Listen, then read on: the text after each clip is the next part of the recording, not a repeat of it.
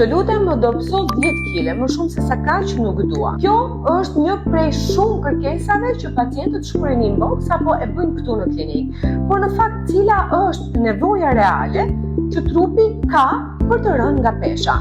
Dhe më specifikisht, çfarë duhet të bjerë nga pesha?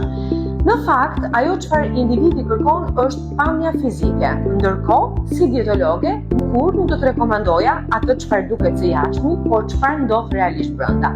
Ndaj është shumë e rëndësishme të bëjmë atë që quhet matje antropometrike, pra përbërja trupore, të shohim sa peshë në total kemi, sa është masa e djamit, masa e muskujve, djami në zonën e barkut, e po ashtu sa ujëra kemi në tërësi në organizëm.